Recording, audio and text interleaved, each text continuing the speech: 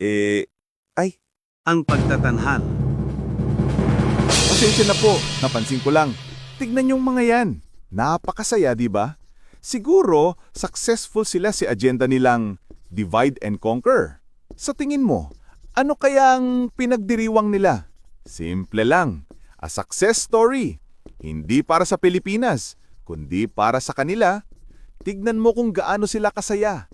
Dahil ang mga Pilipino nagkakulay, nagkagrupo, nagkahiwalay-hiwalay. Yan ang kanilang tagumpay. Sabi nga, hiwalay kung hiwalay, ang dekolor sa puti. Nakalimutan na natin ang isang sigaw. Dinagaya na natin sila. Nag-aaway, nagkakampihan, nagtatakipan. Bakit? Para lang masunod ang kanya-kanyang agenda? Nawawala tuloy ang focus. Ang totoong issue, ang korupsyon, ang palpak na gobyerno.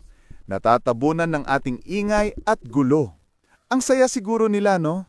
Dahil sa ating pagtatalo, nakakalusit sila sa pagnanakaw at kapalpakan. Pero kailangan nating maalala, iisa lang naman ang sigaw natin. Ang umangat ang pamumuhay ng bawat isa.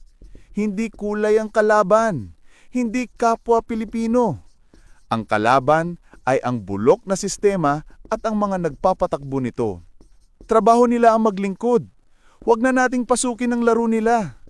Palakpakan ng tapat, pero husgahan at ipakulong kung kailangan ang pumalpak.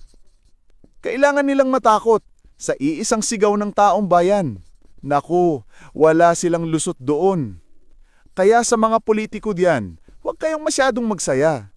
Gigising din ang Pilipinas. At alam nyo, ang bad nyo.